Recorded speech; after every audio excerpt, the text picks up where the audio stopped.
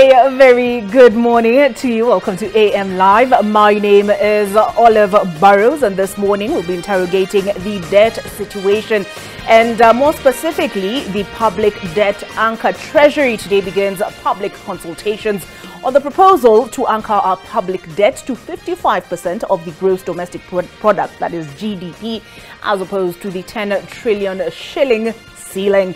Under what your thoughts are, do engage us on at NTV Kenya. My Twitter handle is at @oburrows, and on that note, my name is Olive Burrows, and here are the top stories. President William Ruto has called out the Azimio la Umoja One Kenya coalition for their persistence in calling for street demonstrations despite his move to foster dialogue premised in Parliament. The head of state, who had attended a church service in Machakos, called on the Kamba community to engage with the government on nation building and shy away from activities he termed as destructive. Kicking us off this morning is none other than Leila Mohammed. The county of Machakos was the latest destination for President William Ruto and his Kenya Kwanza Brigade to visit and engage in a prayer and thanksgiving service. After receiving the word of God, the head of state had his own word targeted at the opposition, and he wasn't shy to slam the Azimio leadership on their quest for demonstrations in the coming week. As leaders, it is incumbent upon us, even as we pursue the things that matter to us as leaders, we cannot put in jeopardy the issues that matter to the people. You have no business in the streets. You have no business destroying property. You have no business putting sufurias on your head. And the Kamba people cannot follow a leader who destroys property because it's against what the Kamba nation believes in. The president has urged for national development agenda and notes that it is not fair that after the elections of 2022, politicians are dragging citizens back to issues relating to elections and leaders. Ikiwa wengine mkiwa na framework, wanabadilisha framework, wanasema wataenda wafanye kitu ingine and all that. The silent majority actually want a genuine dialogue, so that dialogue does not have all those side shows, so that there can be solution. Mheshimiwa Ruto yeye amesema hataki handshake. Raila amesema hataki nini? Handshake. Tunaelewana? So kama wewe ni opposition leader, kaa hapo. Kama wewe ni president, kaa hapo. Sisi wote tuendeshe Kenya ikiwa kitumo.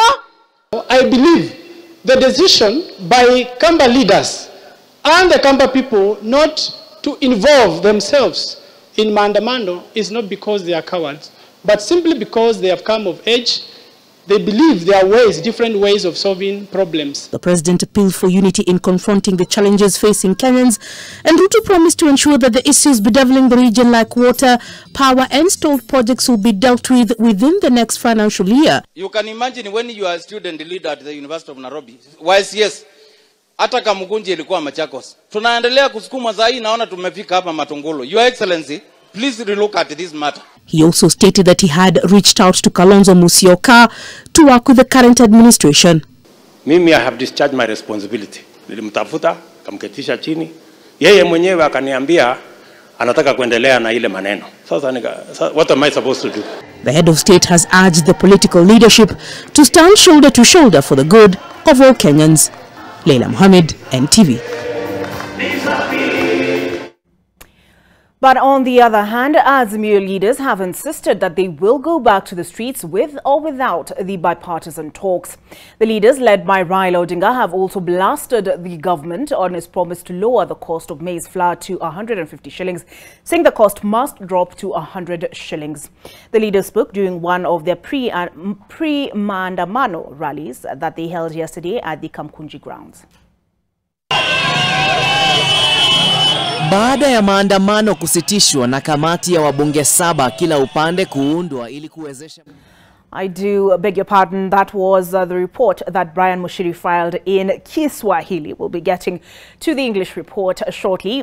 As we trace that one, the Inspector General of Police, Japhet Koome, has stated that he will not be intimidated by a letter drawn by Azimio la Umoja One Kenya Alliance to addressed to the International Criminal Court. In the letter, Azimio called on the court to investigate the Kenya Police Service led by Koome, whom they accuse of committing 8 serious crimes during the anti-government protests. Koome, however, says the police will continue to discharge their mandate and provide security to Kenyans following Azimio's plans for another round of protests after the Eid celebrations marking the end of the holy month of Ramadan. I wish to request my fellow members of the National Police Service not to be intimidated at all by threats to serve our country, to serve our good country, to serve our good people, to serve the many foreign visitors in this country without fear or favor. Ile alikuwa nafanyika kule nyuma, mnajua ilikuwa ni mass action. Mass action. Kwa sheria tuna jambo kama hilo. Sheria inasema kama uko na maandamano, ambia OCS hilo sehemu nitapitia hii barabara. Yote atajaribu kutishia maisha ya Mkenya mwenzake. Hapo nitakuja hapo na nitatumia vifaa zote ambazo nimepewa na Wakenya. Si kununua mimi mwenyewe hivi vifaa. Wakenya ndio wamenunulia mimi hivi vifaa, tiagas, bunduki. Ni Wakenya wamenunulia. We go back to that report on Azimio, and Azimio leaders have insisted that they will go back to the streets with or without the bipartisan talks. The leaders, led by Raila Odinga, have also blasted the government on its promise to lower the cost of maize flour to 150 shillings, saying the cost must drop to 100 shillings. The leaders spoke during one of their pre-Maandamano rallies held at the Kamkunji grounds.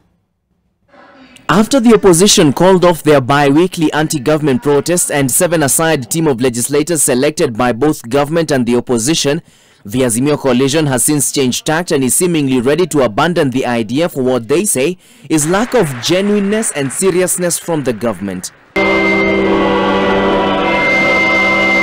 On Sunday, after attending service at the ACK St. Stephen's Jogoo Road and Inspector General of Police Japhet Koome giving them the green light, leaders in Azimio led by Raila Odinga, Martha Karua and Kalonzo Musyoka moved to the historic Kamkunji grounds to address their supporters in a return of their consultative meetings. Raila stressing the return of anti-government protests.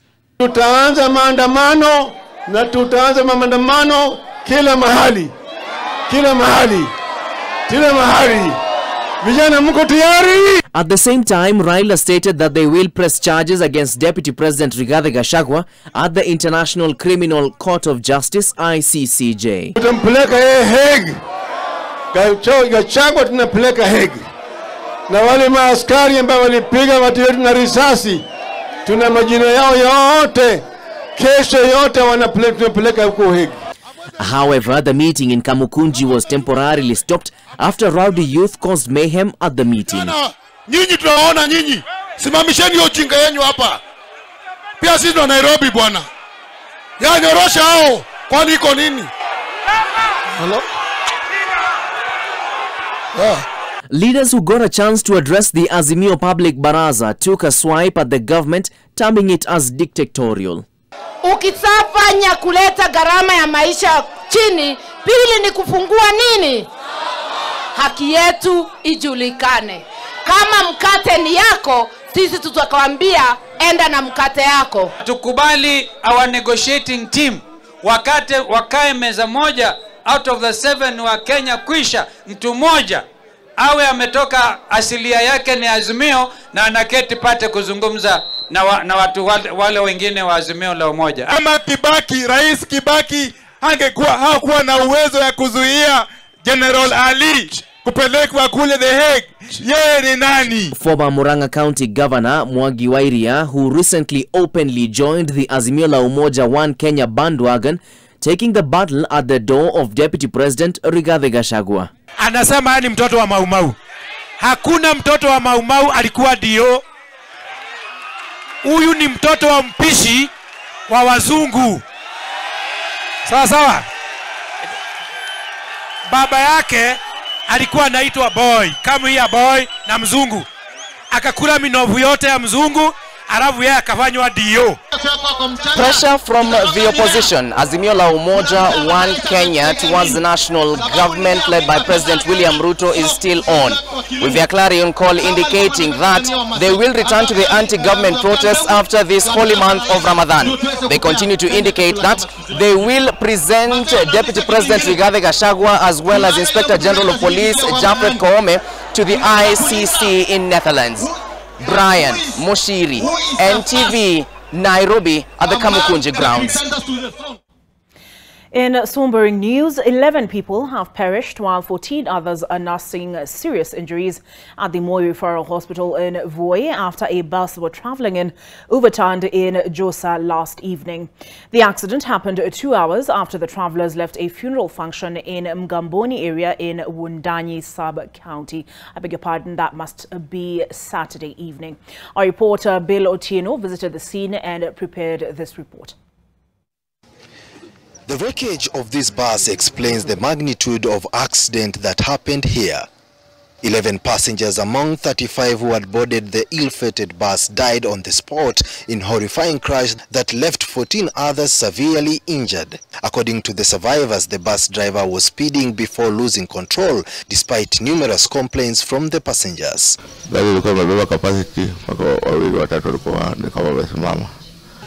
Kondaji tukaanza kwenda kona ya kwanza, kona ya pili, kona ya tatu ndio kaanza kuendesha drive hiyo mbio. Sasa hiyo mbio alipoenda nikifikiria atasimamisha, ndio ikashindikana. Kona ya nne akaangusha gari upande wa right hand side kwa msitu, ndio nikagongwa, ndio nikawa namna hii.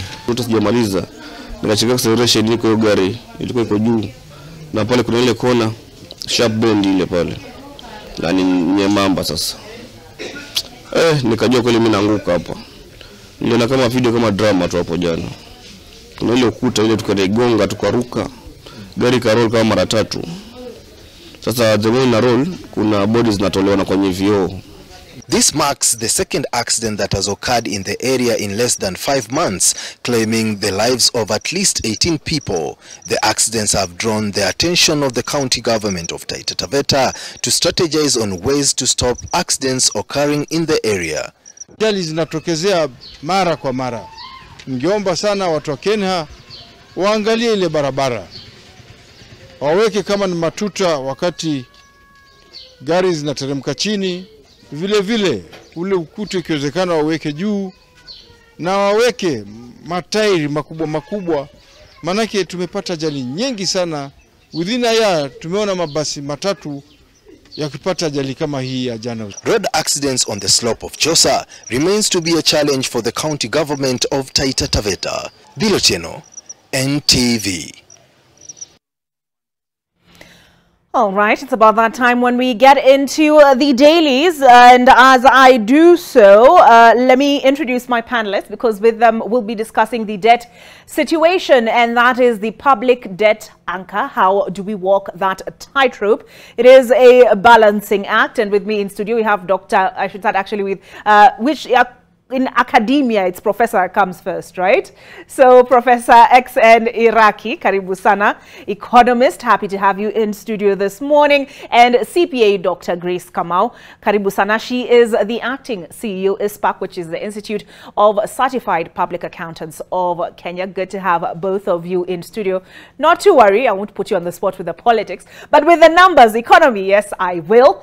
Let's take a look at Business Daily first. I see front page story is healthcare costs choking families, and some numbers. Here's some figures. I see 21,900 amount a patient now requires annually for a standard daily dose of a tablet of Losartan H, up from 3,650 shillings previously. Insurers urging patients to go for cheaper generic medicines. And I see they have highlighted the price changes of commonly prescribed drugs. We talked about Losartan H, which is used for hypertension and to cure, or rather to address kidney failure, and the new price is 60 shillings a tablet, up from 10 shillings a tablet. That's a 500% increase. I'm curious over what period. It's not so clear just from looking at the front page. Tamoxifen, breast cancer, 1,550 a packet from 450 a packet. That's a 244.44% increase. Gaviscon, patients with heartburn and indigestion, was the new price is 550 shillings a bottle, up from 317. Tacrolimus, which is used by kidney transplant patients, which is now 62 shillings a tablet, up from 28 shillings a tablet. And insulin, which now retails at 800, up from 500 shillings. And tough times, the cost of healthcare in Kenya has shot up sharply as the impact of heavily weakened shilling raised the overall prices of imported medicines, surgical supplies and medical equipment by up to an average of 15%, piling more pressure on the medical bills of millions of households already scorched by a high cost of living. Also on the front page, and speaking of health, I see there's a story that is on page 10 on the tragic story of Mukumbu girls' health woes. And reading here, I wish I could have given my own life to save my daughter, but even if we know the cause of her death, that will not bring her back to life.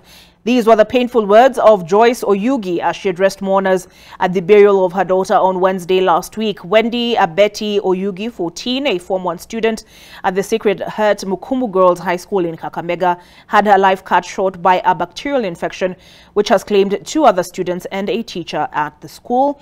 As we saw earlier, I will not be cowed by Azimio's ICC threats, says police boss Kome. And right at the corner here, bottom left corner, Jose Camargo is here, claims Raila. Azimio leader Raila Odinga yesterday claimed that 4 Venezuelans, including an individual identified as Jose Camargo, were in the country to tamper with 2022 election service. So that is the front page and the back page of the Daily Nation. Medics to boycott work over salary delay, and a quote here from the unions. We wish to emphasize that this is not a strike notice, but rather a demonstration of the inability of our members to attend work due to a lack of resources. Unions say their members will not go to work due to non-payment of their salaries. Let's take a look now at the front page of the Business Daily. And this is the top story. Now, this is more in the wheelhouse of my panelists this morning. Property auctions back as value of seized assets falls. Repeat auction bids closer to set reserve price. Lenders, beg your pardon, step up property seizures after COVID-19 lull. This story is by Patrick Alushula. Banks are turning to repeat auctions to speed up the sale of repossessed cars, houses and land at discounted prices as tight economic conditions knock off property valuations. The lenders, alarmed by the rising portion of loans for which principal and interest have not been paid for at least 90 days, are instructing auctioneers to re-advertise bids for repossessed assets. And at the bottom half here, stockbrokers fight for survival after latest profits plunge. This report is by Charles Waniki. Stockbrokers paid the price for a depressed stock market and tough economy last year after their earnings fell by a quarter on the back of lower trading commissions and advisory revenue. On the ticker, Dar reaps as Mombasa cargo hits 5-year low. The volume of cargo handled by Mombasa Port has dipped for the first time in 5 years, with players pointing to rising competition from Dar es Salaam. Total cargo throughput at the port shrunk to 33.74 million metric tons last year from 34.4 2.76 million tons the year before. This data collected, or rather collated, by the Kenya National Bureau of Statistics.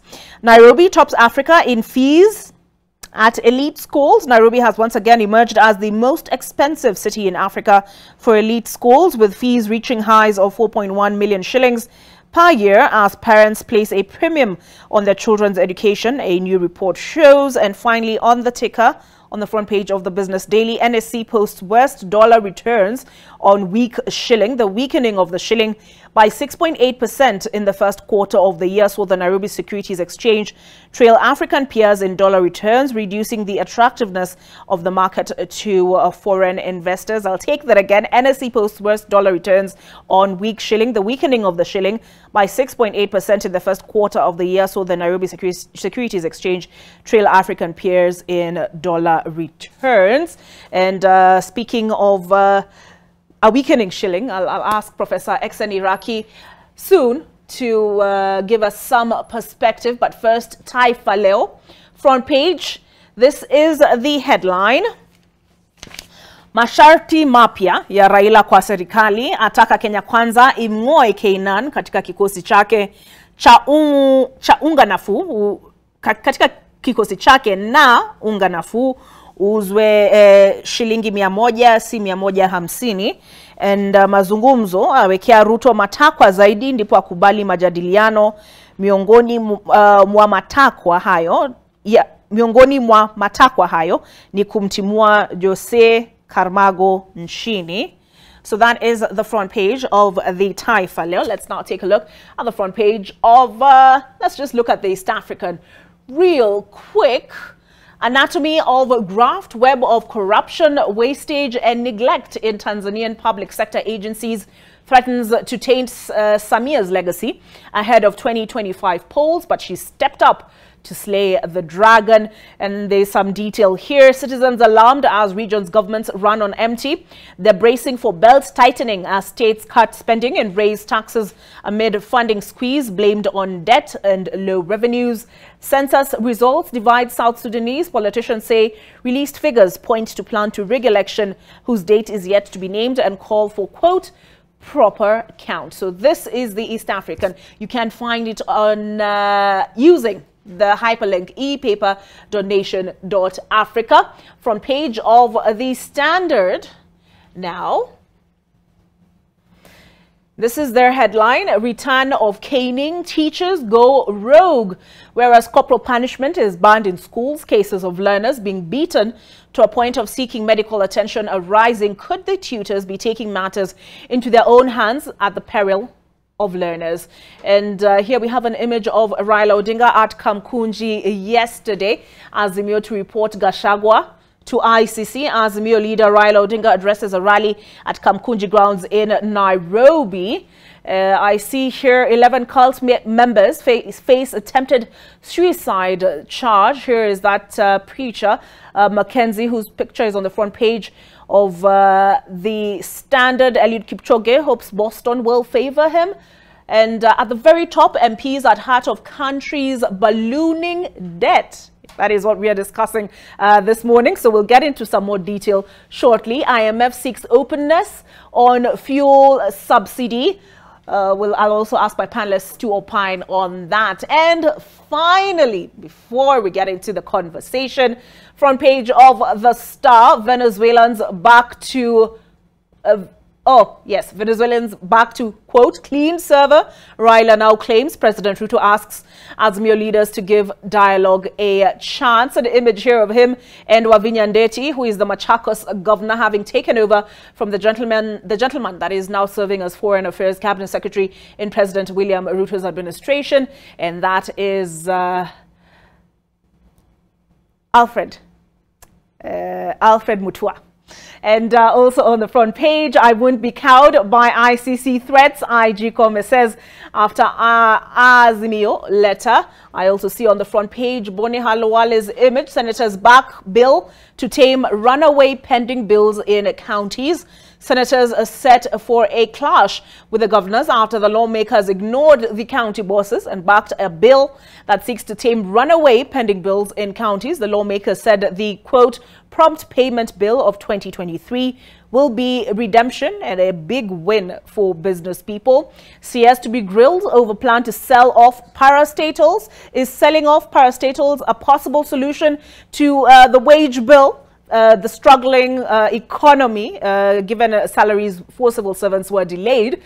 And Treasury CS Njuguna Ndongo will face lawmakers over the controversial plan to sell state-owned firms without the involvement of Parliament.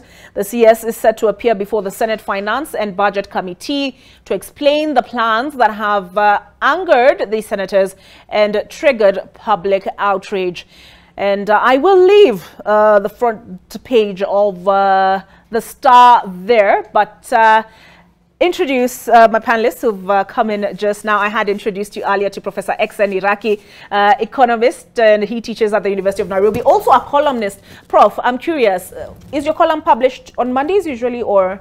Sundays and Tuesdays. Sundays and Tuesdays. Yes. Okay. We also have CPA Dr. Grace Kamau in studio. She is the acting CEO of ISPAC, Institute of Certified Public Accountants of Kenya. Karibu sana.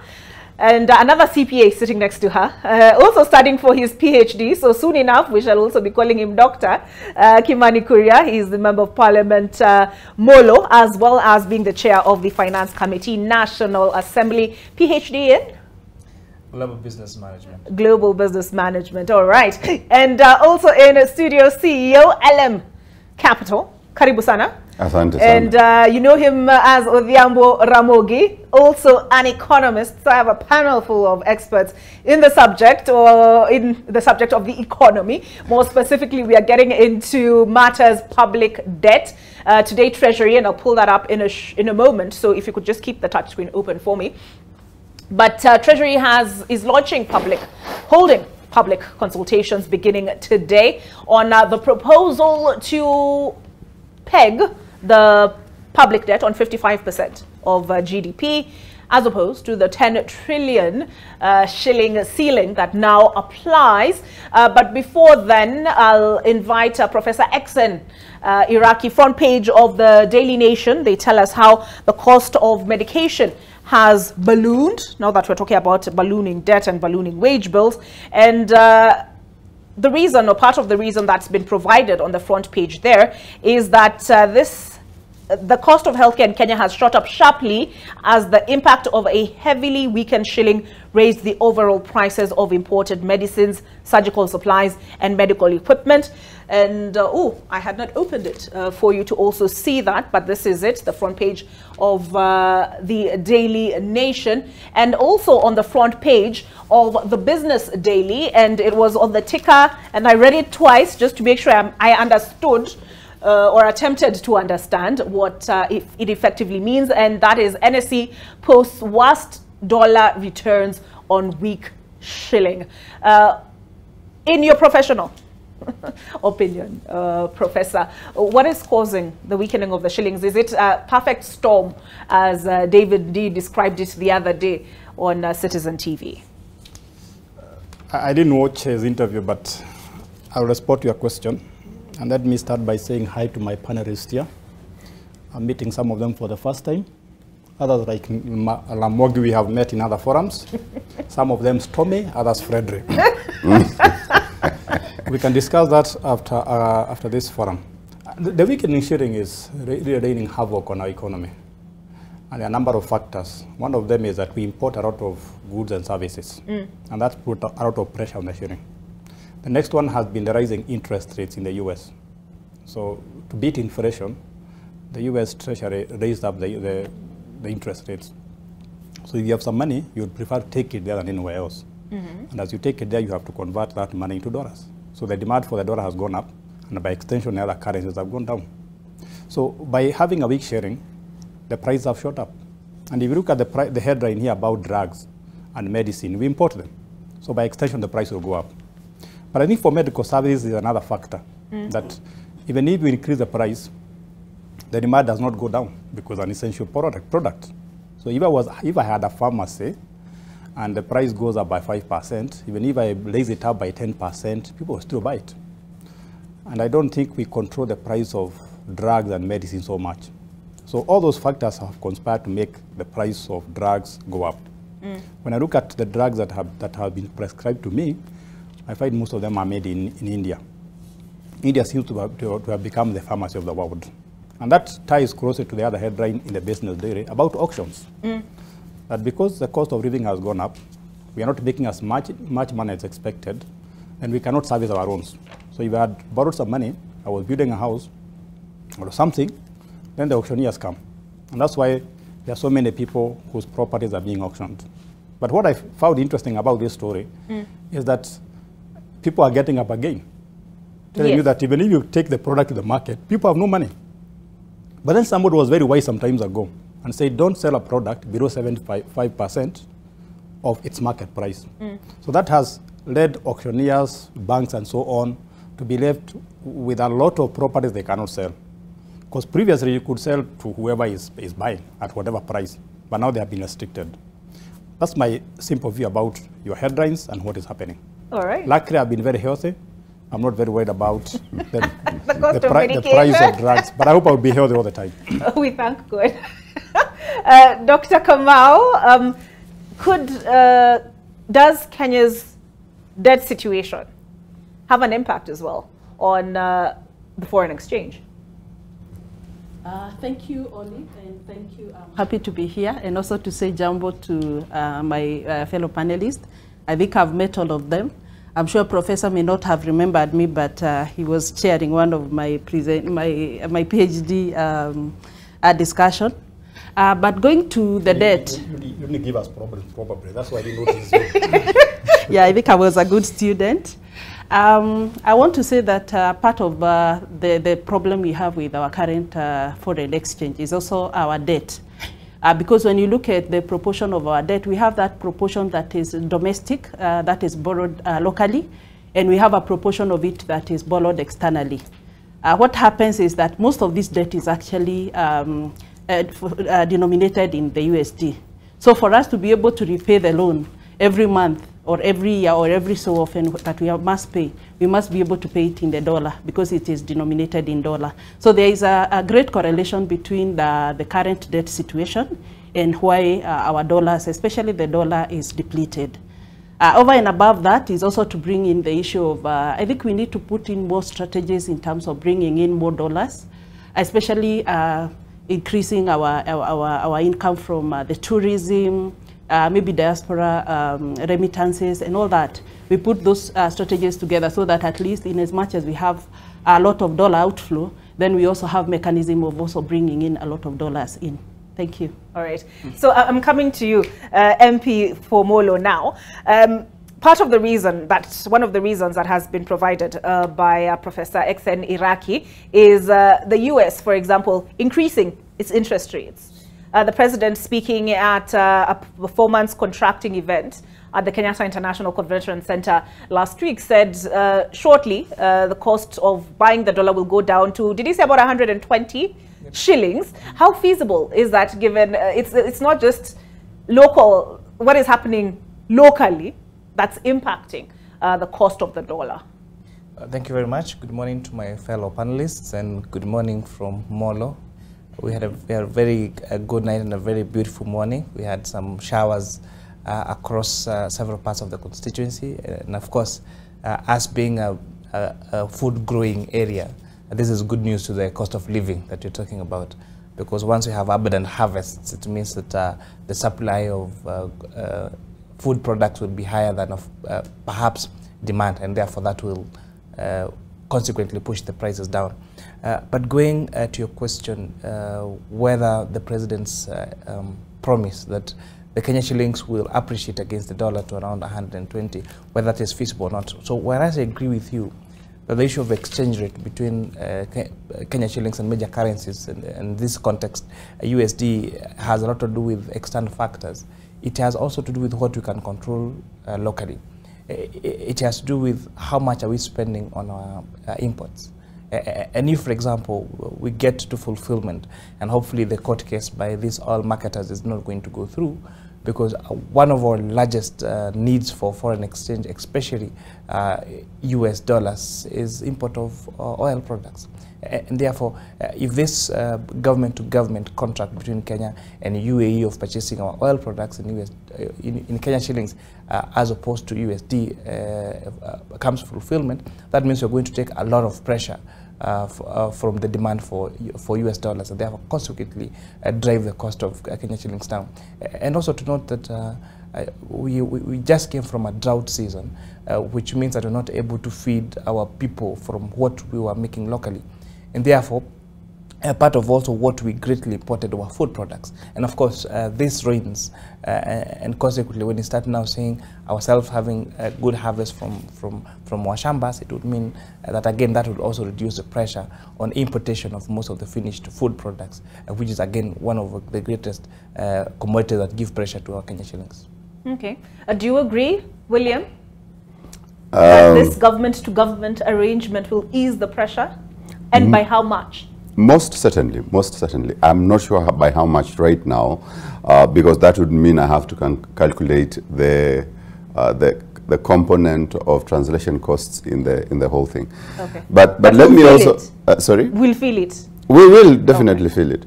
Let me also start by everybody is so polite today.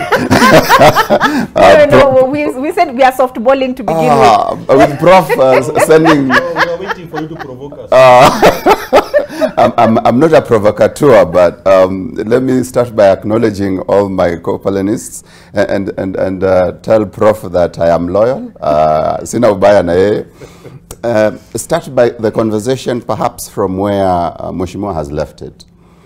The idea is indeed genius, just to go to some of these countries where we do business with and have a bilateral arrangement, currency arrangement, that look, we will not be able to give you dollars, but we can give you in Kenya shillings.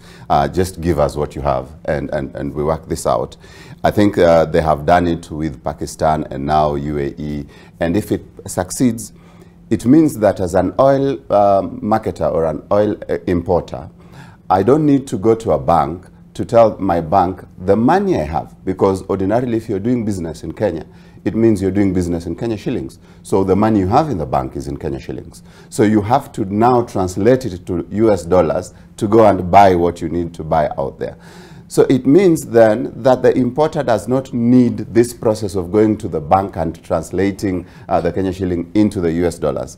So one, that so he just goes straight to UAE, gets the oil, brings it and sells it.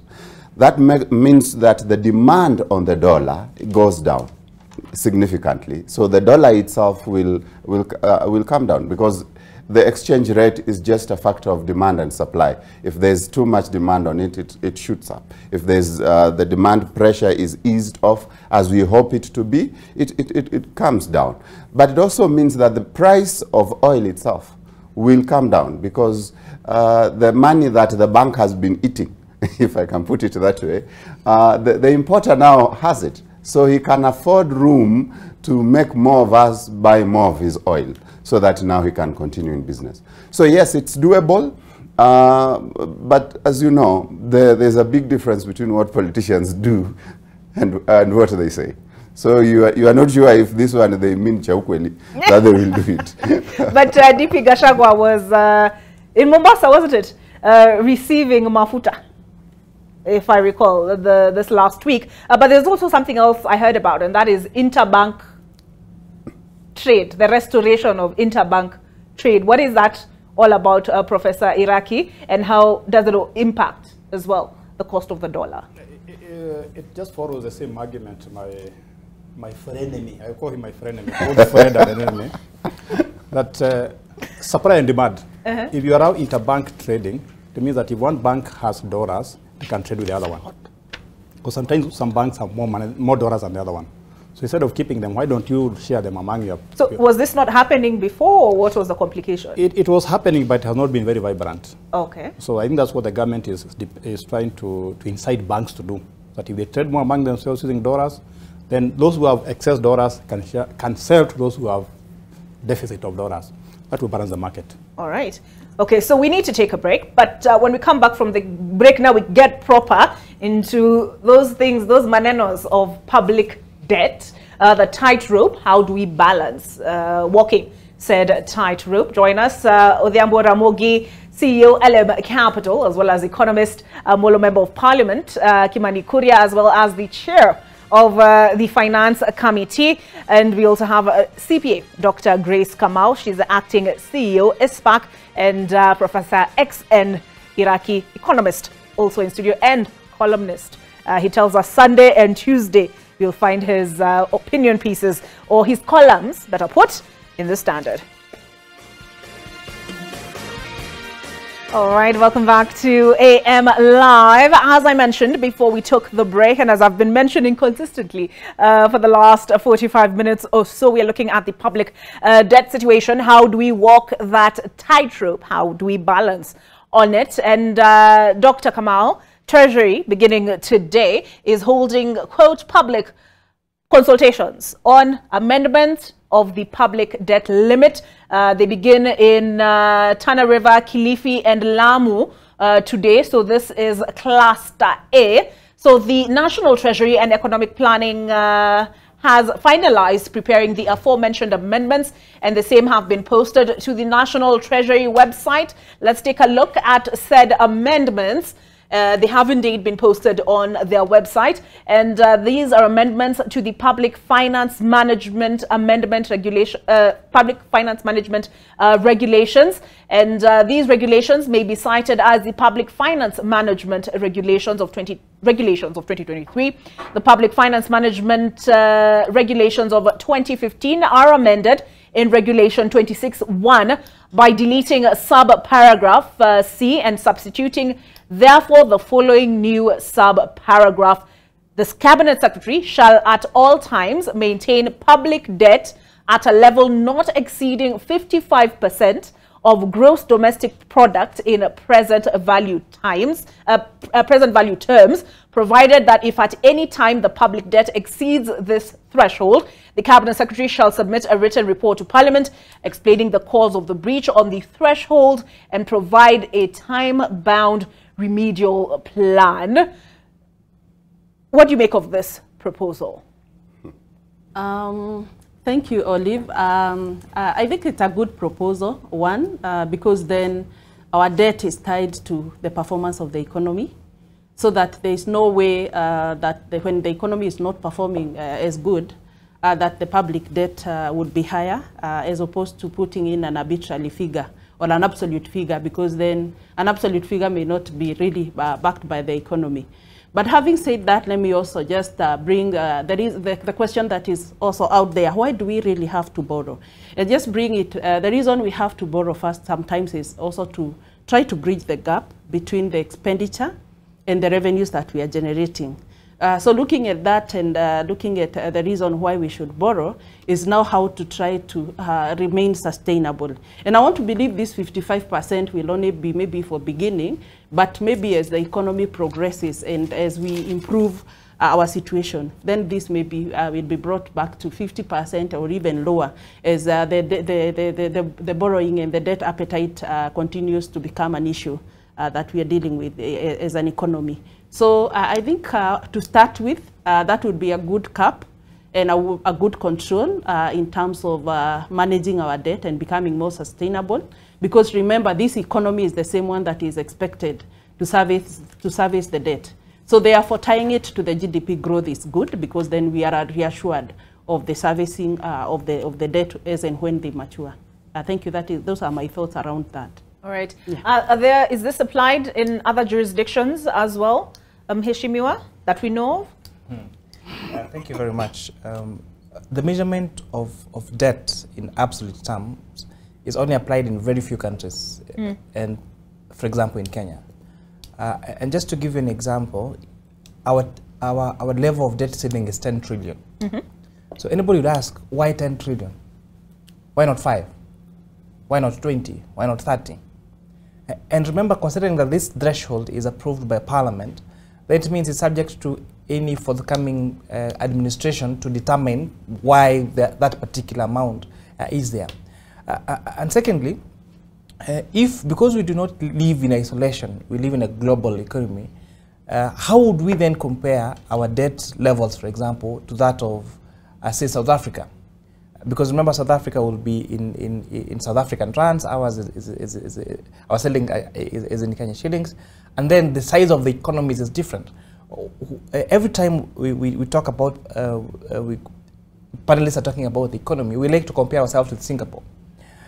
So then, if we take Singapore, for example, as our role model, and we want to think about how do we manage our debt and compare it with our role model, who is Singapore, then how would we do that when we just have our debt as absolute terms?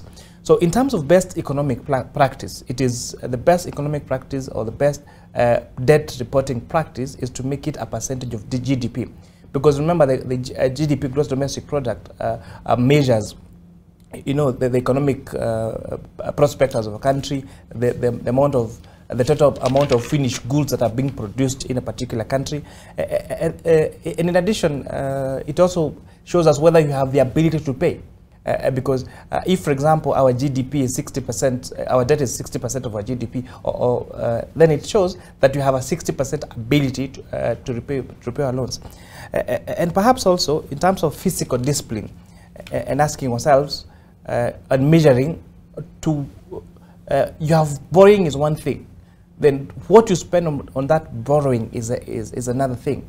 And whether you actually spend that money that is borrowed in the local economy is a third consideration to think about. And whether that borrowing, even when it is spent in the economy, leads to economic development is a third consideration. So making now debt to be anchored as a percentage of the GDP in present value terms, then takes care of the three considerations. The ability to pay, whether that particular loan that has been undertaken has a direct impact on economic growth of this country, because remember, now we'll be anchoring it on the GDP, whether that money that was borrowed was spent in the country for the correct purposes. And lastly, it gives us a way of comparing how we are performing as an economy as compared to other economies across the world, and especially those that perhaps we look up to and that we admire their fiscal discipline and their economic plans. Okay, and I'll come back to this, because I did mention we'd get into this, page 10 of the Standard, and it's about the MP's role in Kenya's ballooning debt as ceiling races past 10 trillion shillings.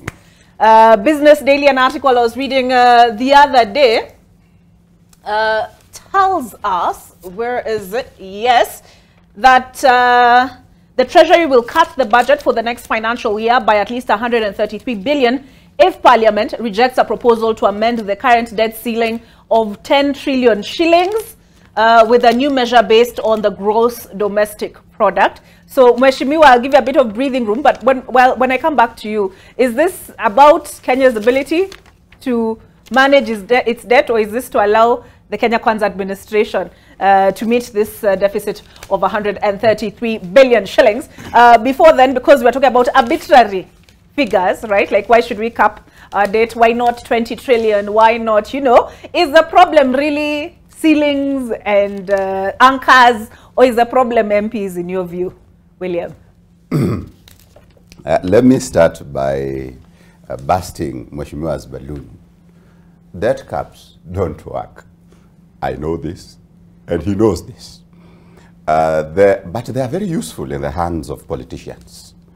Because one, they communicate that we are trying to do something.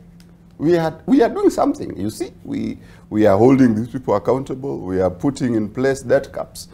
So they give a feeling, a placebo effect in the economy. And because of that, then they at least have something to say, we try to do this. But you and I know that we have tried debt caps in this country. We put it at 5 trillion, I think, at some point. It didn't work. We put it at, was it 9 or 8? It didn't work. Now it's at 10, or cabinet has put it at 10. It's not working. Because what happens is you are faced with a dilemma as a parliament that you either disapprove the executive's request for debt, or you throw the country into a crisis.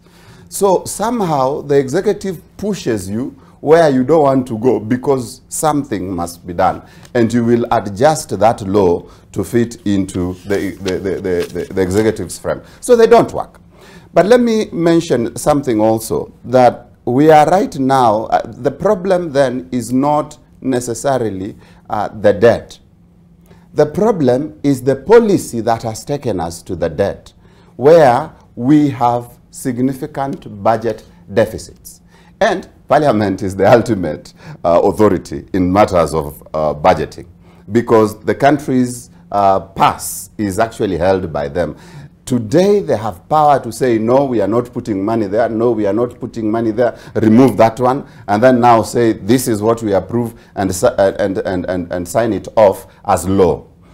Unlike before, when they were just brought up a package, a bundled document, and they say ayes or nays. But today they have that power. And for some reason, our parliament is captured. Again, I'm very sorry to Mheshimiwa to say this in public, but our parliament is captured by forces that are not in parliament. On one hand, by the opposition head office, and on the other hand, by State House. So that when, for any reason, and I pray it does not happen very soon, for any reason, if the opposition and the government goes and does a handshake, parliament will be yes, sir, until the next election. So you find that they have approved, for example, the Chinese biggest loan that we have today. That thing didn't make sense on many fronts. And Parliament just said yes, sir. Because one, the money didn't come into the consolidated fund. The money ended in China. Two, it is the Chinese who did the feasibility study themselves, and then allocated themselves the duty, and then allocated themselves the costs. Three, by the time the lending is being done, Parliament's authority has not been sought. It is being sought later after the lending, or at least the thing has been signed off, and they actually go ahead and sign it off into law. And so you find that if we had a working parliament at that time, that thing would not have gone through. Because today, what is in the books is nearing £1 trillion shillings on account of that loan. 10 trillion. Oh, on that loan, it's 1 trillion. Yeah, it's nearing 1 trillion actually. And then, of course, what is in the public is the 384 billion. No, that thing is actually nearing £1 trillion. If you look at all the amounts that actually were advanced to the Kenyan and I can pull that up because the Committee on Public Debt and Privatization actually commissioned a report on the same. I'll pull it up. Go ahead. Yeah. So, I mean, if we had a working parliament, and this is, and finance is squarely their responsibility, the Minister of Treasury is merely actually a policy guy, then we would not be where we are. But because Parliament has been captured, they were captured in the last administration, they are captured in this one, and I'm afraid that has gone on. And then now after, of course, some people who are in government will not be in government. Like in the administration, we had some people who are in government, but they are not in government. So then after that, now they come and tell us, you know, we really saw this thing, but we did not say anything. We are getting there. No. I believe that these people have been elected because they have capacity, and they should take responsibility in terms of managing the economy of Kenya. Okay. Professor, I will give right over the line. Go ahead. Go ahead. I wanted to be an honest broker. I'll come to you too. Yes. You know, this our Mogi friend.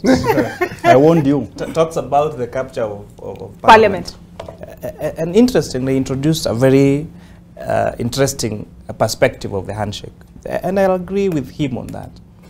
That in the last Parliament, Parliament was actually captured through the handshake, because as a result of that we had opposition members of Parliament who were making decisions on behalf of the executive, and as a result the members of Parliament who were in government and who felt that they wanted to carry out their oversight role objectively were thrown out of their positions. You know, talking about, for example, our leader of now, our current leader of majority, was then a chairperson for the budget committee. And because there was this need to pass all these laws arbitrarily, then the people that were asking the right questions were actually thrown out. And that's why we are saying in this particular administration, then we're not going to allow this handshake. Because for once, I think the 13th parliament is going to be a very objective parliament. Whether it is, especially from, I could speak from a political divide. If you check the number of nominees that came to parliament, in the 12th parliament, all of them were approved. And everyone that saw their name come to parliament after the handshake, whether they were qualified for the jobs or not, they were approved. This particular parliament, we, for example, saw, I think it was a director for the National Council for Climate Change, being rejected by both the committee and the plenary. But you approved Aisha Jumo. Not even, even after the committee rejected the CS for tourism, it was unilateral, was it not? The CS for tourism, yet she's in office. For information, both some of those people were not rejected. It's not okay. For some of them are not actually rejected by the committee. It was just the one Penina report. We had a minority report from the committee. But most importantly, even this particular debate that you're having, that you had a minority report from a committee that came to primary, so that means there was debate, there was a conversation, and therefore that means that any next appointment the executive makes to parliament, they have to think twice whether this person is actually qualified, because no executive wants that hurdle. And remember the fact, again, compare this from the handshake regime. It was A and then A and then even remember, even when for example, the VAT on fuel that was increased, we had that clip circulating all media houses where the members of parliament actually said nay, and the speaker actually said that parliament actually voted yes. That's why, for example, when I see the Right Honorable Raila Odinga, saying that he's demonstrating for increased cost of living, then I'm baffled. Because he is the one who, for example, when the current taxes on fuel, the VAT on fuel, he is the one who actually said that let us increase this fuel.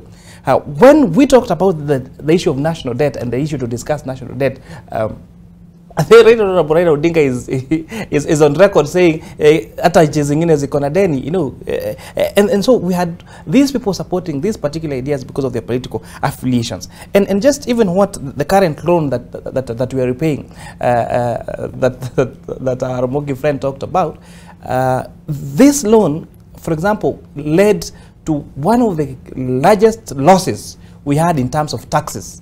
It gives us one of the largest tax expenditures, because almost the entire 1 trillion that was loaned to us, all the projects that they did were exempted from taxes. They were either exempted from taxes, or the government of Kenya, through the former cabinet secretary for treasury, committed that they would pay the taxes that those particular companies are supposed to pay to government. So we had two losses. One, in terms of the forex exchange that we would have earned from those monies in notes being sent to Kenya Central Bank and therefore boosting our forex reserves, we lost it because this money was paid directly to the Chinese companies in China. Secondly, the amount of taxes we would have collected from these contracts, which would have really boosted our national revenues, we lost them, because these companies were issued exemptions, and where the law did not allow them to issue exemptions, the government of Kenya, through the Minister of Treasury, then committed to pay the taxes on behalf of companies. It never happens anywhere else in the world. So we had two losses.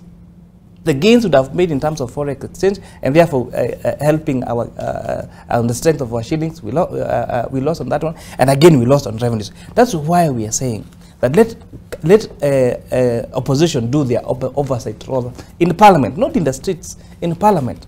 And we are saying that the only handshake we are going to have is when we are having a cup of tea with the bipartisan committee in parliament, and not any particular ones that they want us to have. They're calling it national accord or whatever else they want to call it, because honestly it is bad for Kenya. And if anything that happened between 2019 or 2018 and 2022 is anything to go by, a handshake as perceived by Raila Odinga would be very bad and detrimental to democracy and to the oversight role of parliament of this country.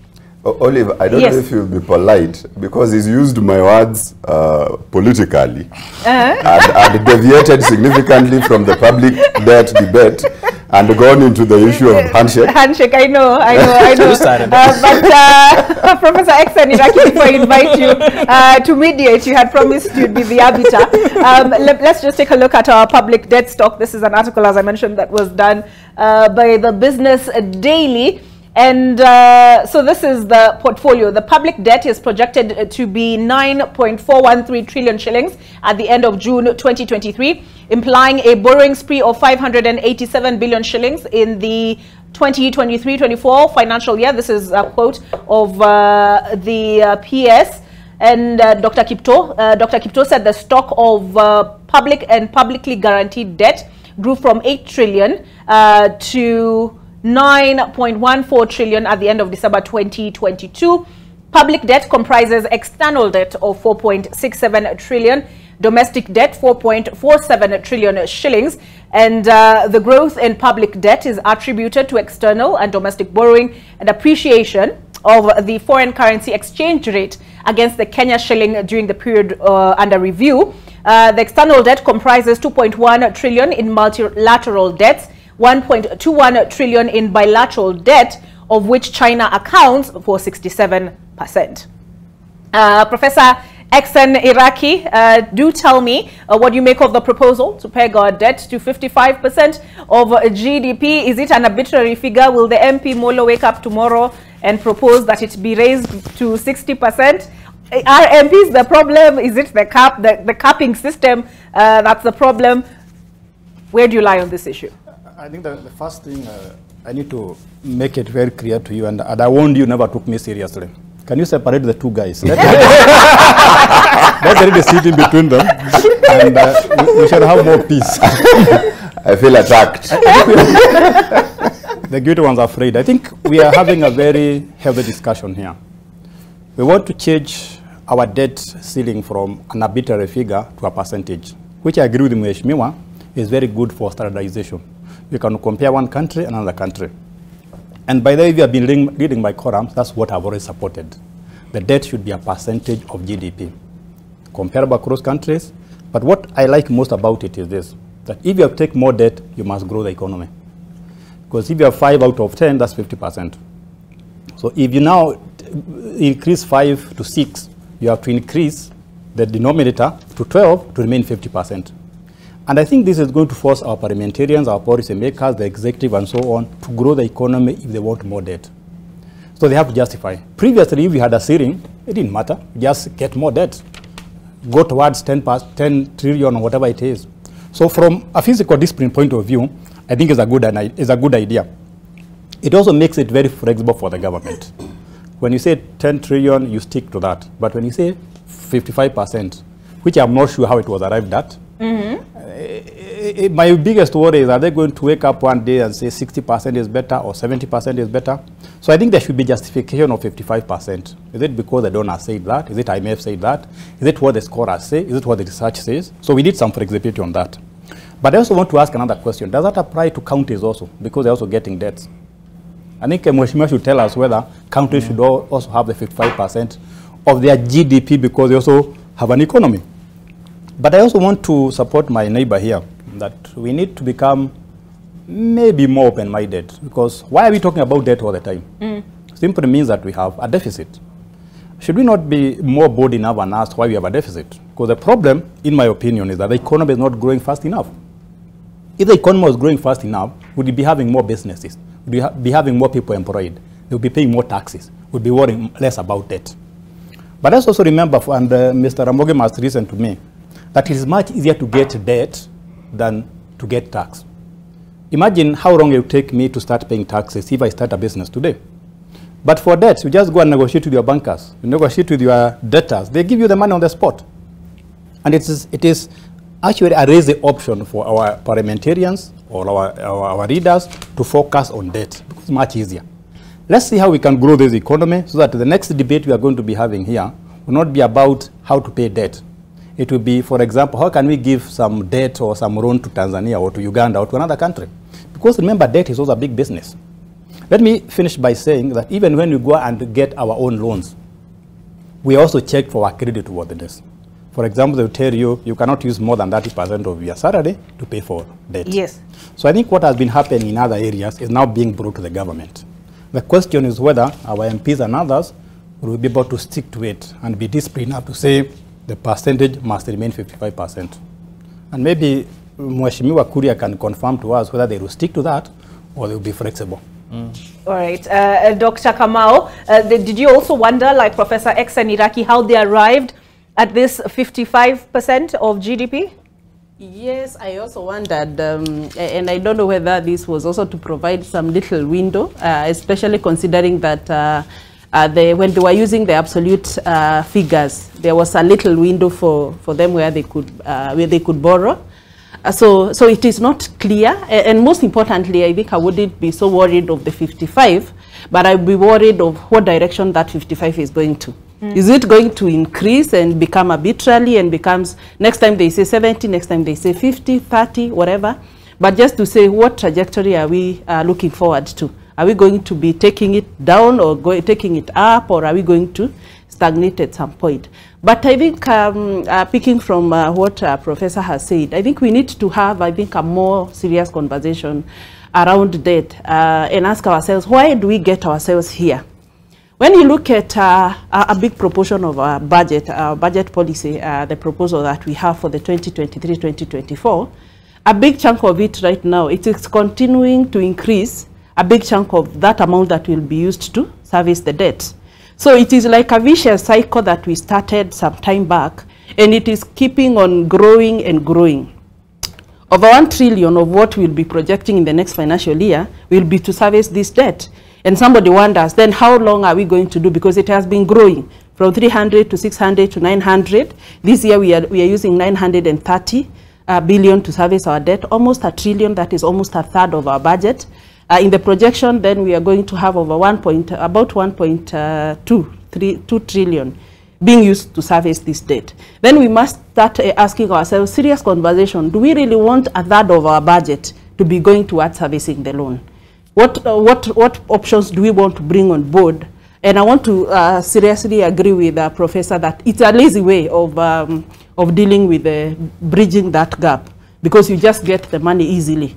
What about thinking back and seeing what can we be able to do to stop this growing of debt, whether we are going to use it as a percentage or whether we are using absolute figures, so that we can now start saying, now we have to start reducing and significantly reducing the amount of our total budget that we goes towards servicing the loan. And that can only be if we continuously reduce and also look at what this money is being used for.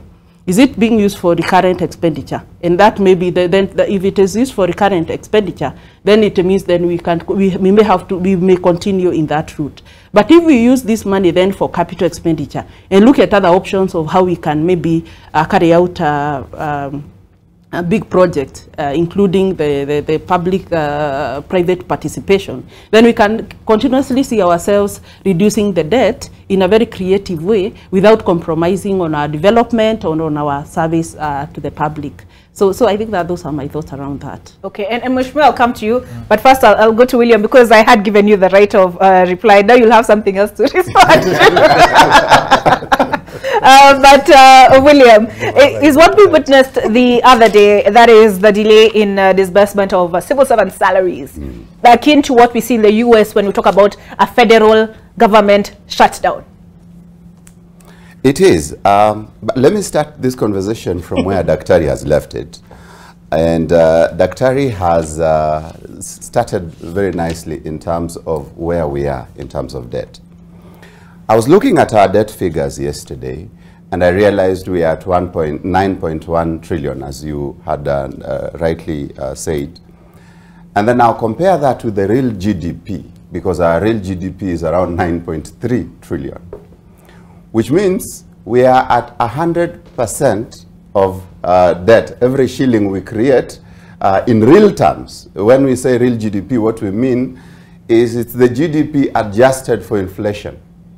So that in real terms, therefore, we are at 100% or thereabouts. It's around 97%. So that means every shilling we are creating as a country today is geared towards debt repayment, or rather, we don't own it. So it's either we have it and we are paying interest on it, or we are paying the principal when it comes due. The problem with debt is they have a sense of perpetuity, and I think that's what she was alluding to. Public debt have a sense of perpetuity. You know, you and I, you have debt, you want to pay it quickly, and then you remain and you say, yes, I'm debt free. Not with government. Government, they borrow now, and then when it is due, they ask themselves, do we pay this huge principal, or we just borrow and pay this one and continue with life?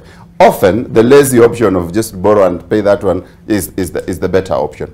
And so if we are at 100%, it tends to be perpetuated, which means the prophecy of one David Ndii that in 2 years' time we'll have gotten out of this mess might not be actual, because we tend to move where we are.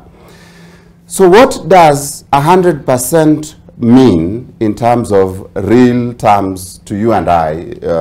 It means, one, that the risk of retrenchment is very, very high. I foresee that in the next 2 years, we'll probably have 2 or 3 retrenchments just to survive. It means delayed salaries. I was asking Mheshimiwa if they've received their salaries, and he was very polite to tell me he's not sure. It means delayed salaries for even now. Mheshimiwa never used to miss their salaries. Now they are waiting. I see some of my friends struggling, and we pray for them. So that will continue to be the case, whether it's the high and mighty or mwananchi wa kawaida. It means, therefore, that we will borrow some more, and we will find ourselves in what is called debt distress. So all these are a reality, and what you are talking about, a government shutdown, usually is a very small problem, because a government shutdown is just a case of we are not understanding each other in parliament, and so we have not approved expenditure. But money is there. In this case, however, money is not there. So whether we understand the coffers, we have been told, are empty. They are empty. Or rather, they are there, but they are for the Chinese Exim Bank. They are for the local banks that have lent to the government. I think around 40% of our local debt is by the local banks. And they are for the institutions, IMF and World Bank, the multilateral institutions.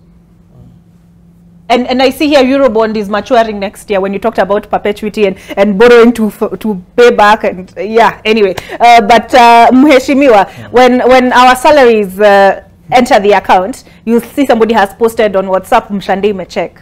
Mshande imechek.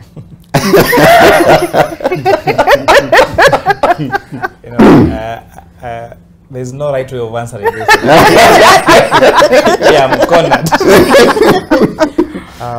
However, we had 2 options.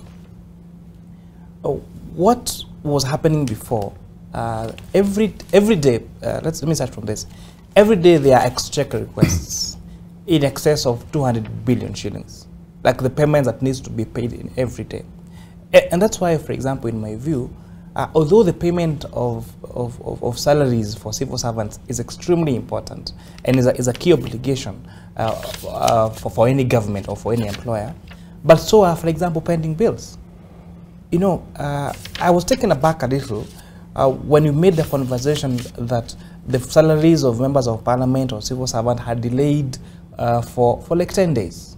You know, when we have people that have worked for the government, they have taken loans, they have taken financial obligations, they're being auctioned by doing legitimate business with the government in terms of contracts, which are calling pending bills, that has been pending for years.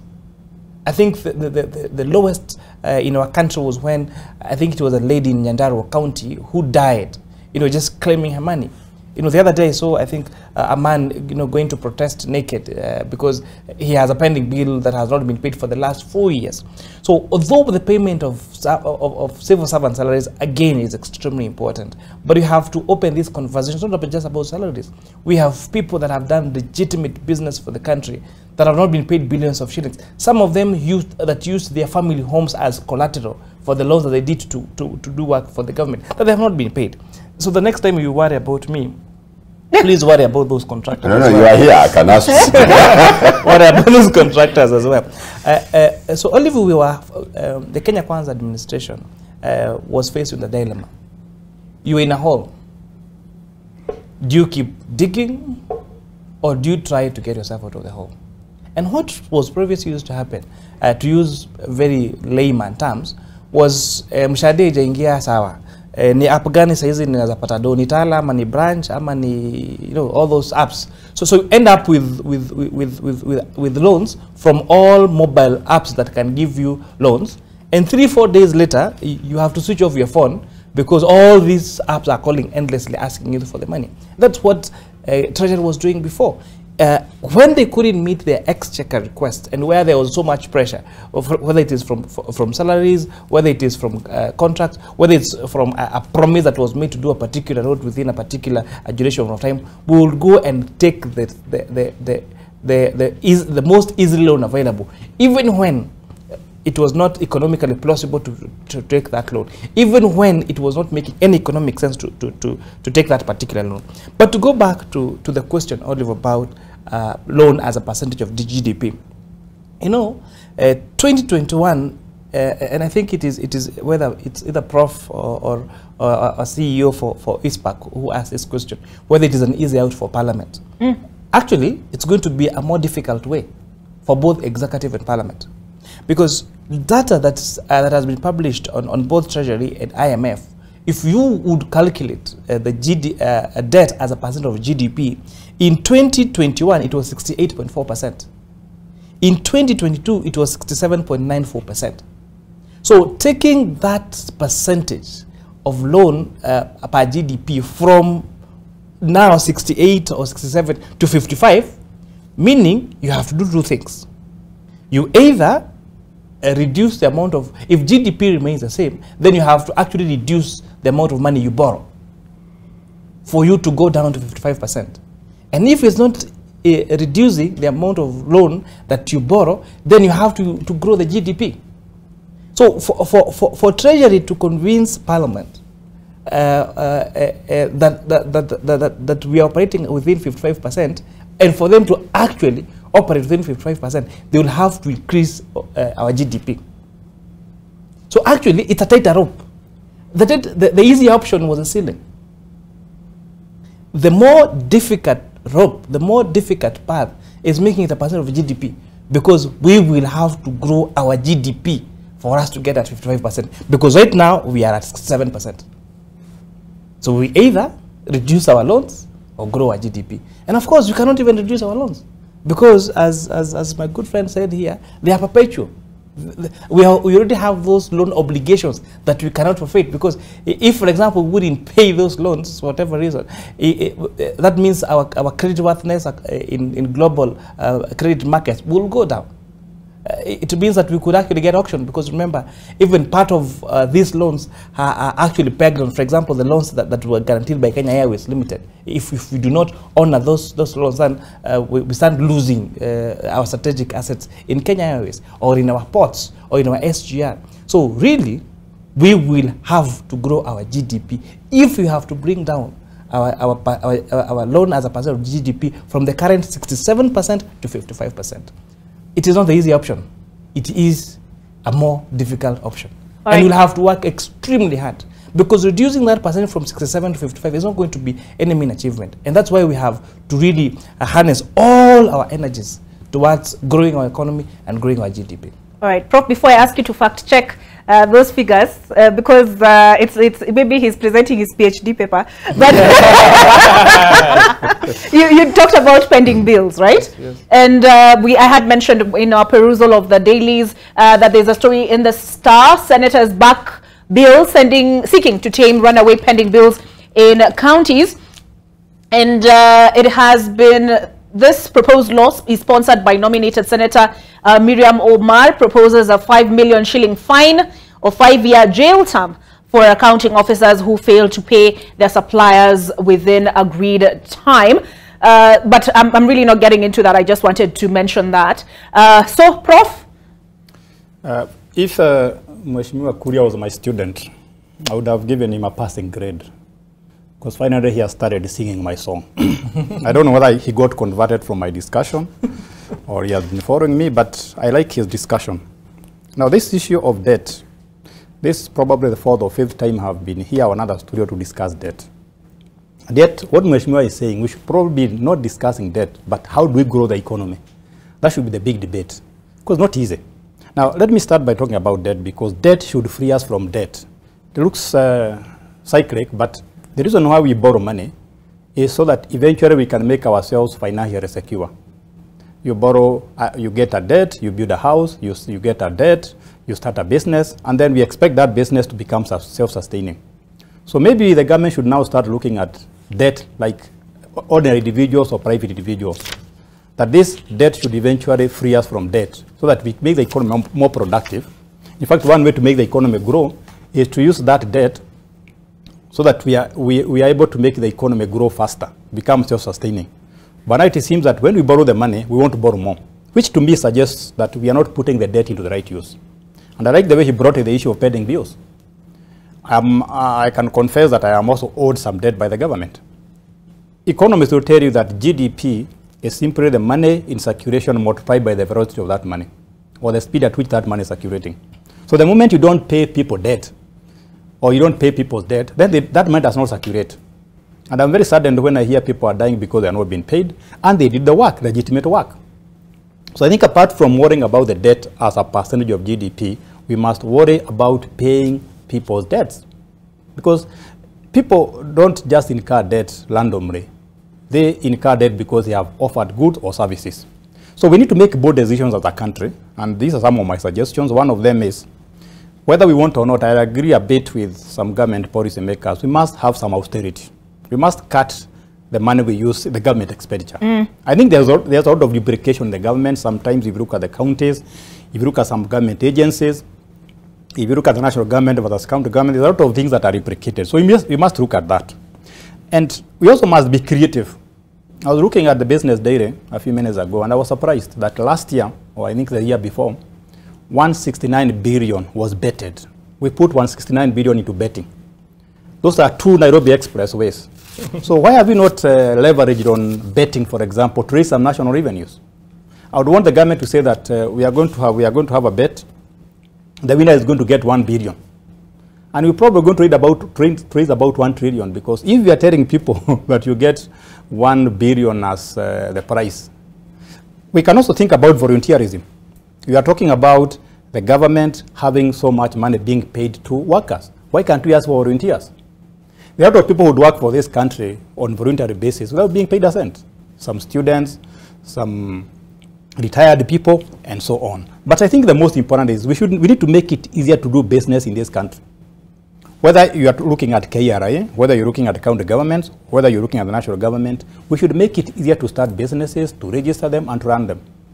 It's only by expanding the economy that we are going to stop talking about debt. Okay, so we need to take a break, but I'm just pulling up some of David Nd's tweets on the subject, and I think he pegged our debts at 60% or so. He also raised the issue of retrenchment, which, who, is it you, Prof, who's raised the question, or is it William? No, it was my friend, Emmy. Your friend, Emmy William, raised the issue of... Politically, that is very sensitive. Of retrenchment. Yeah, and we'll get into that, because you also talked about austerity. Yes. And David D had said, politics is expensive, they can't afford to destabilize, to quote him, the government at a time of political instability. We get into all of that on the other side of this break. Back to AM Live. Before we took the break, I was pulling up a tweet of David D's, and this is what he asked on the 8th of April at 10:50. Is public finance that difficult? It's reported every other day. Debt service is consuming 60% plus of revenue. Liquidity crunches come with a territory. When maturities bunch up or revenue falls short or markets shift, something has to give. Salaries or default, take your pick. I'm still pulling up the one where he referenced retrenchment. But Professor Exen Iraki, on the subject of austerity. No, sorry, I think, Prof, who spoke last? It was you, Prof. So, yeah, so now I'll come to you, Dr. Kamau. On the subject, you know, listening to, I mean, this is the chief economic advisor to the president saying, you know, retrenchment, question mark. And the president talked about 700,000 civil servants the other day at the performance contracting event. And he also said we will not borrow to finance recurrent expenditure. How, in your view, would it be best to tackle the wage bill? I must say this is going to be tight. It's going to be tight. And I think as Mheshimiwa says, if we are putting the debt cap at 55, lower than it is, and having to bring it down and grow economy, because the economy may not be grow instantly, and yet when we look at part of what it is, the debt is servicing is being used for is for recurrent expenditure. I want to say that in the long term, in the middle term, in the medium and in the long term, this is going to become very, very good, the capping, because then it brings the cautiousness of what can you use the money for. But right now, as we are saying that the money will not be used for recurrent expenditure, maybe a little bit of a tall order, because then you have to maybe use the domestically generated revenues to specifically fund the recurrent expenditures, and maybe purely use the borrowed funds to purely deal with the development and capital expenditure, so that then, because that is the only way you are going to activate the economic growth that we envision to grow. But having said that, is just to really look at in a more holistic way how we are going to deal with the whole issue of debt where we currently are. Whether we are going to borrow externally or where we are going to borrow domestically, or whether it is short term, whether it is long term, medium term, and all that, looking at a more holistic way of looking at it. And one of the, I think I feel one of the low-hanging fruits that I feel we need to bring on board, one is expanding our tax base. I was just reading the paper from the KRA, from the National Treasury, as to how many people are basically supporting this economy in terms of payment of taxes. So we have this whole area of the small, medium, and enterprises that are huge in terms of their contribution towards the GDP. But when you look at their contribution towards the revenues, in terms of from a country point of view, national point of view, you see their contribution is very low. And how can we then creatively bring them on board so that then we grow, we'll say, organically grow our revenues that will be able then to cover our current expenditures. And that would be something that can be done quickly. When you look at some of the examples, I know there is an article we published, I think about a week ago, just looking at how you can creatively bring the informal sector by just simply formalizing them and bringing them on board, because you'll find, for example, and that is some of the examples we are giving, you'll find maybe like a bus driver. They earn 1,000, 2,000 every day, and at the end of the day, they'll be able to earn about between 40 to 50,000 in a month, and yet that person is not in the tax bracket. But when you look at somebody who you employ here to maybe do office managerial services, and you're paying them 30,000, they're already in the net of contributing towards the revenue of the country. So I think we must become now more creative, and I want to agree with Mheshimiwa that with this capping, then we must be able to become more creative and look at various ways of where we can be able to increase and raise our revenues, so that then we can clearly and comfortably say that all our current expenditures can be covered by the revenues that we are generating, so that then this borrowed money, then we can be sure that the borrowed money will be able to activate the economic development that we foresee to see. And that is what will now bring about the development we are seeing, the growth in the GDP, because any coin that is borrowed then will be utilized for capital expenditure, and therefore that will bring in more activity in terms of generation of more revenue and growth in the GDP. Okay. Yeah. What do you make of the strategy, William? And Mheshimiwa sijakusahau nakuja. I've switched the order of presentation so that you can provoke Mhesh kidogo. William. You know, he's the only public servant around, so you can ask him a little. You're presenting government. Yeah. So, William, the strategy that was presented by David Nee, and you referenced it, and that is, he said we should have a turnaround in about 2 years. I remember he said 18 months. to be specific, and he said this is pegged on one, subsidies where agriculture is concerned. He talked about housing, which he said is capital neutral because they're inviting the private sector to come in, and then he referenced the Hustler Fund, which could be argued is an attempt to also formalize the informal economy and now bring them into to grow the country's revenue base. On the question of savings, right, on the government side, austerity, that's the big issue on the table. He told us, don't look at absolute numbers. And politics is expensive. Look at the deficit. Budget deficit. What did you make of that statement? No, Ndi is a very good economist. He's my senior. So there are some things that he says, that many things he says and does, I would be in support. A few others I would differ. For example, the idea that we look at ratios as opposed to absolute numbers makes a lot of sense. And I think Mheshimiwa and his colleagues at Parliament are actually adopting the same style, and that's why they are coming up with 55% of GDP. And I will come back to that, but let me go back to the strategy that he is proposing. In principle, what he says can work. If we, for example, invest in agriculture, an investment in agriculture is not just buying fertilizer, because agriculture in this country is not just a problem of fertilizer. We have to look into the land tenure issues. We have to look at the production, but beyond that also distribution, because you find that food is very cheap in Kitale, for example. A few kilometers down in Kisumu, it's very expensive. So that's an issue of distribution altogether. You have to look at storage and just preservation of the food that we produce.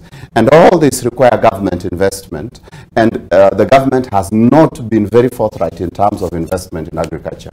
And I think if they can then change strategy and actually implement what they told us in the manifesto, that they are going to invest in agriculture, that can bring a turnaround in a good time.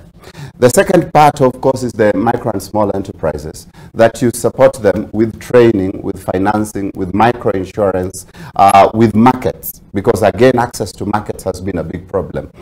And that would also work. Now, that is the ideal. But the reality is, one, Ndi himself alluded to the fact that he's frustrated, because there are things that economists want, and then there are things that politicians want. So in essence, economists want us to subsidize production, and that's a very good thing. And they want this subsidy to be done efficiently for it to be effective. Now, I was in the village. Nobody in my village has received the fertilizer. In your village as well? Yeah.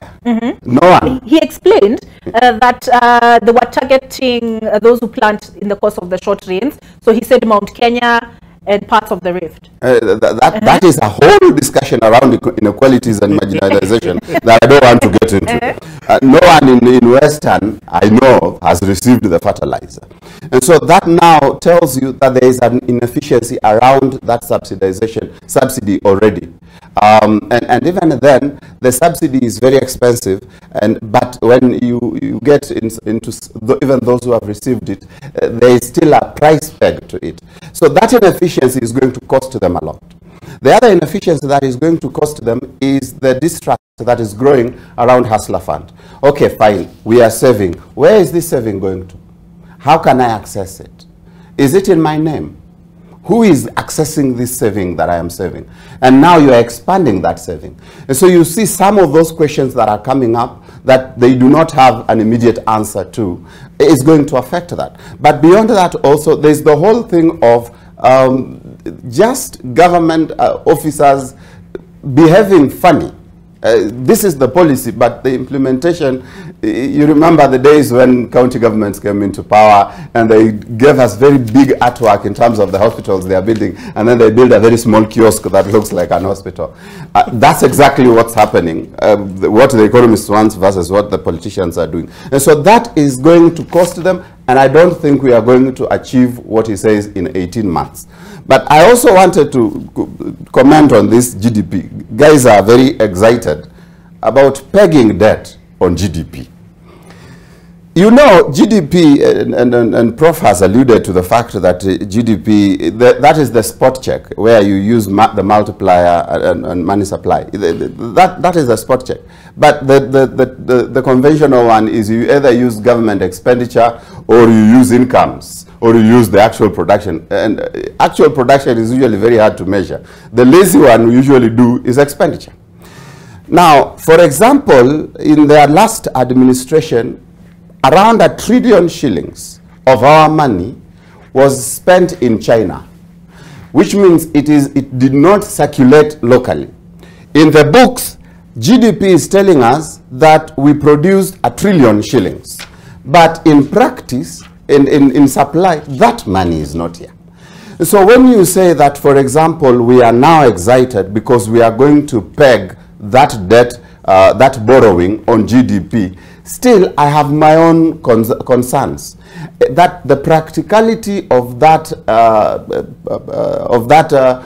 law is still in question, because even though, for example, D is saying the debt service rate is 60%, that is what we pay. That is not necessarily the actual debt rate ratio to GDP is 75% if you take GDP as the nominal GDP.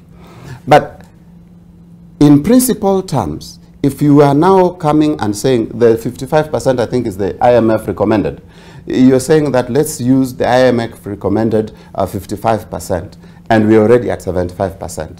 And then you are saying let's peg it to GDP, and the GDP itself is nominal, because in practice, a lot of what we have as GDP is not actually not here. I think we are missing the point. The point I still insist is let's look at the deficit, let's look at production. That is where the key thing is, because if we have good production, then we can shift our focus on revenue, as Dr. has said. Then we do not need to borrow excessively. Now I rest my case. Mheshimiwa, there's some phrases I've had here were also used by David D. He talked of quick wins and low-hanging fruit, and that government only has so much political capital to expend, and therefore it is focusing on these low-hanging fruits and these quick wins. But when the Kenya Kwanza administration came in, they told us they would hold an inquiry on state capture.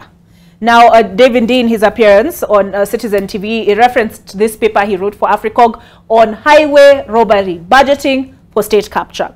And he said even the 2 billion shillings former President Uhuru Kenyatta was talking about government losing a day is actually conservative, because he says the figure was based on something Mwai Kibaki observed, and that we're probably losing more on budgeted corruption.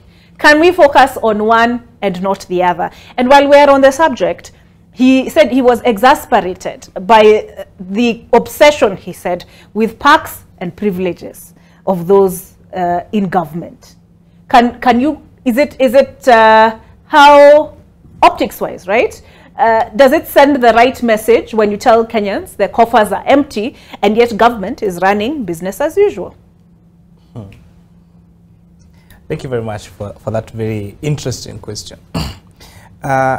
Again, David D, as an economics technocrat, sometimes is too brutal for what we may want to be comfortable with. But majority of the time, he's saying something that none of us should talk about. Let me give you an example of the political appointments you're talking about. In the political space you operate in the country, that political representation becomes very important across the political divide. If you look at how Kenya Kwanza people voted, they voted because of, one, the economic agenda that Kenya Kwanza administration set, but also on who was marketing those agenda. It wasn't just on message. It was also on who is giving us the message. And if you look at even the other political divide, what they were also doing is the same. It wasn't just what they were promising, is who did they think would deliver that message best to the country. And that's why you find, like in our side, we came up with, we're going to have a position of cabinet prime secretary. We are going to have all this. And then on the other side, remember, we had even them revealing their cabinet, saying Munya will be in charge of agriculture, or Paranya will be in charge of finance. So really, they were saying something that most of us are afraid to speak in public, but which, unfortunately, is the reality. But talking about this is where we are, how do we turn around? And sometimes I feel, Olive, we focus so much on the national government and forget our counties. Article 232 talks about the minimum allocation from the last approved accounts of parliament at 15% to counties. In 2021, we disbursed, I think, around 27.3% of the last audited accounts to counties. This year, we're talking about between 30 and 35% allocation to counties. That means that before you do anything, before His Excellency the President or anybody does anything, 30% to counties. So you're left with 70%. So this 70% you're supposed to service debt. You're supposed to come up with these strategic economic projects or these economic stimulus projects. You're supposed to provide other non-productive services, I'm calling them non-productive in terms of economic means, like security, like defense, like education, which don't necessarily have a direct connection to national revenues. So perhaps it is time now to really focus on our counties and put our counties to account on this 30% they actually get like free, like a blank check from the national government, and also what there is in terms of their own county revenues, what they get as conditional grants and what they get as grants even from most of the country. And if we were able now to focus on that and make sure that our counties actually really worked, even when you're talking about the ballooning wage bill, for example, almost every governor that got into office, the first thing they did was do a staff audit. Because somehow, also because of the expectations we have of our voters, is that to get in, everyone wants to get a job. So we have now, they don't know what to do with those ones that their contracts have not ended. Some of them have, say somebody was appointed in 2021 to a 3-year contract that ends in 2024. But the governor is very keen on making sure that this person, because you're not politically aligned, to getting replaced. So, and because it is legally not possible to kick them out, so they continue to have them on the payroll. Of course, just frustrate them. So you get your newspapers and your tea every day, but with no responsibilities, and actually get the real person who, they are politically correct to work for them. How do we clean this up? Is it a legal issue? Is it an executive issue? The answer is no. I think it's more of a personal commitment by our leadership issue. That's fine. I didn't agree with you politically because you're politically inclined to the other side. But can we use your skills? Can we sit down? The same way national government works, because if you notice what the executive does, apart from now the cabinet secretaries and principal secretaries and CESs, every government officer it continues, because government is a going concern. So if we would take that in our counties and make our counties a going concern, and not like we are devolving our counties every 5 years. Every 5 years, you see the Kisii governor, everybody, kila mtu na gari yake, mwenye anafukuzwa. If we made our counties work and made them a going concern, perhaps that would account to 30% of what we want to achieve, because after all, they get around 30% of our national revenues. What are we trying to do about it? And I think, for example, for what my committee is trying to do, the issue of pending bills, I think has been raised here over and over again. One of the things that the Committee of Finance and National Planning wants to do in our term is to make sure, for example, we shift the way we do our accounting from cash accounting to accrual accounting. So that the same way that our loans, our international loan obligations are fast charged in our national government, we also get to recognize pending bills as perhaps whether it's not a fast charge or a second charge. Because what happens is we don't even know how much we owe as our pending bills. We actually do not know. And even the issue of coming back now to the question of debt, as some people have even argued, perhaps when you factor in how much debt we have, we should also add our pending bills as part of our national debt. Because actually it is not physical money that was loaned to you, but it is it was a service that was provided to you that you didn't pay. So actually perhaps what we should include in our public participation is how do we include pending bills as part of our national debt, so that in as much as we feel obliged to pay that Chinese bank that gave us a loan, we should be obliged the same way to pay Prof here who supplied government services 3 years ago and have not been paid. Okay. The issue of our pensioners, for example, because I know we're almost winding up. For example, the issue of our pensioners. I think one of the ways that we have totally missed, and that's why I was telling William here, the 5 days, 10 days delay in the salary of civil servants, although it's a point of concern, there are much other issues to think about. For example, a teacher that worked for 30 years in the Teacher Service Commission gets to retire. And they dedicated all their time working in the whole country, hoping that once they pay their pension, they'll at least buy a retirement home, buy a dairy cow to be getting milk from, when they have to wait for 3-4 years before they get paid their pension. And why? They asked for their first letter of employment. You wonder who would have their letter of employment 30 years later. They asked for their pay slip.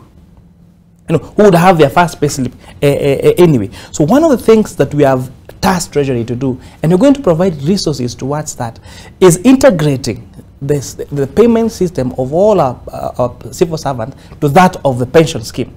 So that if you retire on the 30th